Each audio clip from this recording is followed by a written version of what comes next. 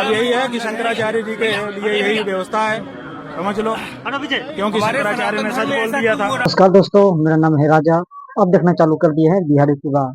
तो अभी मुक्तेश्वर नंद जी बाबा जो है, देखिए माघ मेला चल रहा है ना प्रयागराज में, यूपी में, ठीक है ना। था मुक्तेश्वर नंद बाबा जो है स्नान करने के लिए अपने लगभग 200 साथियों के साथ जो है ना, वो स्नान करने के लिए वो जा रहे थे, ठीक है ना। वो अपने रथ पे बैठ के जो है स्नान करने के लिए अपने साथियों के साथ जो जा रहे थे, ठीक है ना। तो मुक्तेश्वर नंद बाबा को जो है ना पुलिस प्रशासन जो है उनका रथ को रोक दिया गया, ठीक है ना। रथ को जो है रोक दिया गया। उसके बाद जो है उनको मतलब जाने के लिए नहीं दे रहा था, ठीक है ना। जाने से उनको मना कर रहा था, उनको जाने नहीं दिया, ठीक है ना। उसके बाद मुक्तेश्वर नंद बाबा जो है अपने शिष्य के साथ जो है वो अपने रथ को घुमा के फिर वो निकल गए, वहां से निकलने लगा।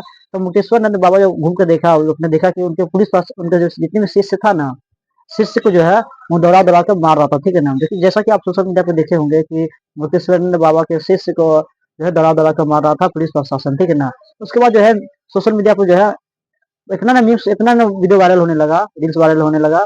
तो फिर पुलिस प्रशासन और सरकार पे सवाल खड़े करने लगे लोग, ठीक है ना। कि क्या हिंदुओं के साथ, बाबा के साथ ऐसा होने लगा, जो जिसके साथ जो हिंदुत्व का बात करते हैं, उन्हीं के राज में हिंदुत्व के लोगों के साथ, गुरु के साथ, मतलब कि बाबा के साथ मारा जा रहा है, ठीक है ना। तो जो है पुलिस प्रशासन जो है, जो उसके भगदड़ हुआ, उसको क्यों मारा गया है, क्यों रोका गया है, तो जो है पुलिस प्रशासन जो है उसके बाद जो है बता रहा है। क्या कुछ बोले हैं पुलिस प्रशासन यूपी का, जो है बाबा का, जो है मुक्तेश्वर नंद बाबा को जो है रथ को रोका गया है। एक बार सुन लीजिए उसके बाद। सभी के द्वारा, आपके द्वारा मिलकर के वहाँ बैरियर तोड़ा गया। ऐसे असुरक्षित हालात वहाँ पे पैदा कर दिए गए जिस वजह से कभी भी वहाँ पे घटना घट सकती थी। तो जो है आप पुलिस प्रशासन का बात तो आप सुन ही लिए होंगे। उसके बाद जो है मुक्तेश्वर नंद बाबा जो है रात भर जो है मतलब उनके शिष्य के साथ मारपीट हुआ। और फिर वो जो धरना पर बैठ गया, ठीक है ना। धरना पर जो है मुक्तेश्वर नंद बाबा बैठ गया।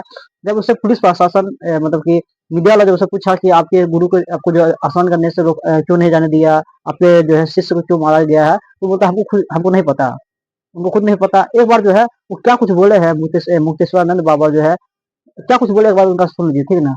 ये जो पुलिस वाला है, इस पुलिस वाले ने अंदर जा करके जब हमारे इन लोगों को अपराधियों की तरह से जमीन में उकड़ो बैठा के और स्वयं कुर्सी पे पांव चढ़ा करके और पांव का जूता जो है हमारे व्यक्ति के चेहरे के सामने ला करके, अब तो उनका बात भी सुनी है, इसलिए उनको जो मारा गया, ठीक है ना।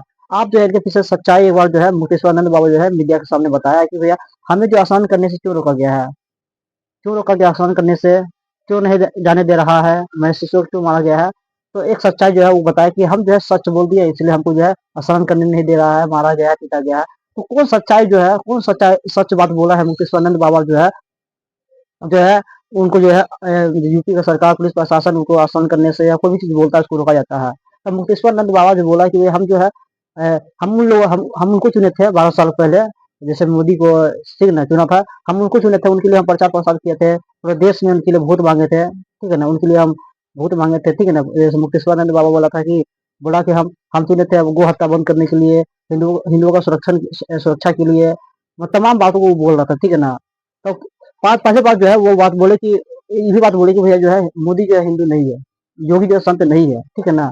अब कौन सा ऐसा सच्चाई बात बोला है मुक्तेश्वरानंद बाबा, तो उनका एक बात आप सुन लीजिए, ठीक है ना। अब यही है कि शंकराचार्य जी के लिए यही व्यवस्था है, समझ लो, क्योंकि शंकराचार्य ने सच बोल दिया था कि भैया गौ रक्षा का ही पीठ है। और दूसरा जो है वो कह रख के आया था कि एक गुलाबी रंग तुम्हें देख करके दर्द होता है कि नहीं, मुझे तो होता है। हम लोग कितना धोखे में चले गए थे, लगता था कि अब गौ माता की रक्षा कम से कम अब हो जाएगी। आखिर इस जोड़ी का दूसरा क्या मतलब है? जब महंगाई हुई तो व्हाट्सएप पर लोगों ने, व्हाट्सएप यूनिवर्सिटी में क्या लिखा कि हम इसके लिए नहीं लाए हैं इनको।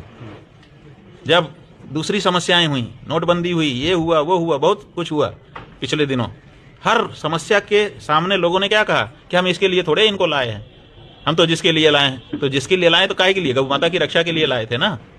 गौ माता की रक्षा कहाँ हुई?